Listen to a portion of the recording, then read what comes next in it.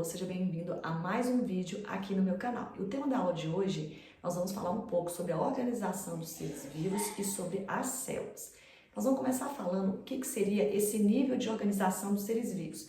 Nível de organização dos seres vivos é estudar a complexidade das células e como essas células elas se organizam no nosso corpo. Como nós já sabemos, as células são as menores unidades funcionais do nosso corpo. As células todas são microscópicas. No corpo dos animais, por exemplo, das plantas, são seres pluricelulares. O que é isso? São seres que têm muitas células. Às vezes, um ser vivo, toda a estrutura do corpo dele é uma única célula, como por exemplo a bactéria. Então, a bactéria é um ser vivo unicelular, porque ela só tem uma célula. Então, quando aquele ser vivo ele apresenta um conjunto de células, eles são chamados de seres pluricelulares, como por exemplo, aquele ser que você consegue enxergá-lo sem precisar utilizar um microscópio. Então, antes do ser humano descobrir e inventar essa tecnologia chamada de microscópio, que permite uma ampliação da imagem, não se sabia que existia um mundo microscópico, não sabia que existia micro-organismos. Como que eu vou saber que existem micro-organismos se eu não consigo vê-lo? Então, para conhecer esse mundo microscópico, teve que inventar o quê? O microscópio. Criar essa tecnologia que permitisse identificar esses seres extremamente pequenos, como, por exemplo, as bactérias, algumas algas, os protozoários e até mesmo os vírus. Então, a partir do desenvolvimento dessa tecnologia, hoje a gente conhece, hoje a gente sabe que um conjunto de células elas vão formar um tecido. Então, no nosso corpo, a gente tem vários tecidos. O tecido nervoso, o tecido muscular, o tecido cardíaco. O que seria esse tecido? Um conjunto de células semelhantes que trabalham para uma mesma função. A célula é a unidade, é a menor unidade funcional. Então, nosso corpo tem bilhões de células que cada célula vai trabalhar numa função específica. Então, por exemplo, um neurônio, a função dele é receber e interpretar informações que chegam no nosso sistema nervoso. Uma célula muscular, junto com outras células musculares, vão contrair e relaxar para permitir o movimento. Então, as células do nosso corpo, elas têm funções específicas, depende de onde elas estão localizadas. As células respiratórias trabalham numa função, a digestória em outra, a muscular em outra. Beleza, então as células são essas menores unidades. Só que essas células, elas não conseguem executar funções complexas no nosso corpo sozinhas. Então, elas se agrupam e formam os tecidos. Esse tecido, muitas vezes, ele pode ser macroscópico, a gente pode conseguir enxergá-lo sem precisar de um microscópio, em alguns casos. Esses tecidos, por sua vez, eles se organizam e formam os órgãos. Os órgãos, sim, a gente consegue identificá-los sem o auxílio de um microscópio. Então, por exemplo, o rim, o pâncreas, o fígado, o estômago, são órgãos do nosso corpo e cada um tem uma função específica no nosso corpo. Os órgãos, por sua vez, eles se agrupam e formam os sistemas do nosso corpo. Sistema excretor, sistema nervoso, sistema muscular, sistema reprodutor, sistema esquelético, sistema cardiovascular. Os sistemas, ele compõe um emaranhado de células, um emaranhado de tecidos e de órgãos que trabalham para funções específicas do nosso corpo. Então, o sistema cardiovascular é o nosso coração, vasos sanguíneos, que vão trabalhar a função de bombear esse sangue para toda a parte do nosso corpo. Sistema respiratório. Esse sistema respiratório é representado aí pelas fossas nasais, pela laringe, pelos pulmões, pelo diafragma. São órgãos que vão trabalhar na questão da entrada desse oxigênio e na saída do gás carbônico, ou seja, tem funções específicas. Então, a gente estuda os sistemas de forma separada com o objetivo apenas de facilitar, seria uma questão pedagógica mesmo. Mas esses sistemas, eles funcionam em conjunto. Então, todos os sistemas do nosso corpo, eles trabalham para uma mesma função ao todo, que é manter esse corpo vivo com todas as suas funções metabólicas em pleno funcionamento. Então, os sistemas, por sua vez, eles se agrupam e formam o organismo. Então, o que eu acabei de detalhar aqui foi o nível de organização dos seres vivos. Então, eu comecei com célula, depois tecido, depois órgão, depois sistema e depois organismo humano. Então, esse seria o nível de complexidade. Porém, os seres vivos são diferentes. Então, agora nós vamos fazer um parâmetro entre uma célula que pertence a um animal e uma célula que pertence a uma planta, ou seja, uma célula vegetal. Como são seres vivos diferentes, as suas células também são diferentes.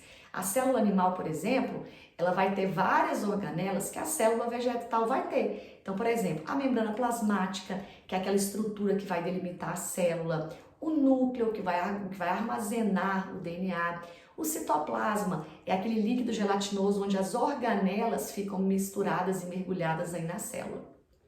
Lembra que eu falei com vocês em sala que as organelas seriam como se fossem órgãos pequenos. Então, as organelas é o que está dentro lá da célula e cada organela tem uma função específica e elas trabalham juntos para que essa célula funcione. A célula funcionando, o órgão vai funcionar. Mas como assim, professora? Como que a célula funcionando, o órgão funciona? Vamos lembrar que os órgãos são formados por tecidos e os tecidos são formados por células, então um depende do outro. Então as organelas são tudo que está dentro das células e cada uma vai ter uma função específica. Então, por exemplo, o núcleo armazena o DNA, a membrana plasmática delimita a célula, né? Seria a porta de entrada dessa célula. Então essas organelas são organelas que a maior parte dos seres vivos tem. Porém, a célula vegetal tem uma diferença. Vamos lembrar que a célula vegetal ela pertence a uma planta, a um vegetal que faz fotossíntese. Os animais não fazem fotossíntese. As plantas são autótrofas, ou seja, produzem seu próprio alimento. Então, para executar essa função no corpo, elas precisam de organelas específicas. Então, como por exemplo, primeira coisa, o que elas possuem? Elas têm uma pigmentação verde, que é a clorofila. Qual que é a função da clorofila? Absorver a luz solar. Uma segunda função, as células vegetais ela têm unidades que parecem pilinhas, né, que são membraninhas uma em cima da outra, que são os cloroplastos. Qual que é a função do cloroplasto? É lá nos cloroplastos que acontece a fotossíntese. Uai, professora, mas você não falou que a fotossíntese acontece na folha? Sim, ela acontece na folha. Mas qual a estrutura, qual a organela da folha? A folha também tem células, né? Então, qual a organela das células que formam a folha que vai acontecer a fotossíntese? É nos cloroplastos. E uma outra característica exclusiva das células vegetais é que as células vegetais ela tem uma estrutura volumosa no interior da célula chamada de vacúolo. Qual que é a função desse vacúolo? Armazenar água. Então eu falei aqui, olha, clorofila, parede celular também, as plantas também têm, que é quase exclusivo. Alguns outros seres vivos também têm, mas a célula animal não tem. Cloroplastos a célula vegetal tem e esse vacúolo. Então são estruturas exclusivas das células vegetais. Por que elas têm isso? Porque elas executam funções específicas que a célula animal não tem. Diante desse conteúdo também, nós falamos sobre a importância dos órgãos do sentido, né, na nossa vida, na manutenção da nossa vida. Como eu falei com vocês, a importância desses 5 sentidos, né, e o órgão responsável. Então, por exemplo, a visão, ela nos permite a comunicação com o ambiente, ela nos permite identificar o que está ao nosso entorno, ela permite essa conexão nossa com o mundo que nos cerca. E essa visão é representada pelos nossos olhos.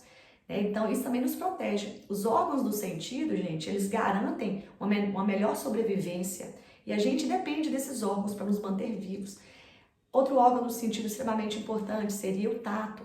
O tato representado aí pela pele faz com que a gente reconheça a textura dos objetos, se a gente sabe se está frio, se está quente, se aquela superfície é lisa, se aquela superfície é rugosa. O paladar representado pela nossa língua. Então, na superfície da nossa língua, a gente tem papilas gustativas. O que essas papilas fazem? Elas reconhecem o sabor dos alimentos. Então, quando você come alguma coisa estragada, azeda, ou contaminada, ou tóxica, muitas vezes você pode perceber isso através do seu paladar, porque as papilas gustativas, elas vão perceber que aquele paladar, né, que aquele gosto está diferente do que é usual que você come, por exemplo. O olfato representado aí pela nossa cavidade nasal. Sim, é importante para a gente identificar os cheiros que nos cercam, os cheiros bons também, mas também é importante para nos permitir identificar se é um gás que está escapando, se é um cheiro de uma fumaça e assim garantir a nossa sobrevivência. A audição também é um sentido extremamente importante, nos permite a capacidade de escutar os sons, de interpretar esses sons. Também, se a gente escuta algum barulho, a questão de determinado ambiente que você está, de uma explosão, né, também permite que você consiga sobreviver. Então, os nossos órgãos dos sentidos, eles vão garantir uma melhor condição de sobrevivência nossa no ambiente no qual nos cerca, né, o ambiente que você se encontra. Então, esse foi o conteúdo, né, que nós estudamos neste capítulo, né, espero que vocês tenham entendido. São conteúdos um pouco complexos, porque a gente começa a falar de célula, depois a gente fala sobre a importância do microscópio, depois a gente diferencia célula animal, célula vegetal, e a gente termina com a importância dos órgãos do sentido. Espero que vocês tenham compreendido um pouco mais esse conteúdo e convido a você que ainda não é inscrito no meu canal, fazer sua inscrição para não perder nenhuma aula aqui no meu canal. E não esqueça de deixar um like. Beijo para vocês, fiquem com Deus, bons estudos e até amanhã. Tchau!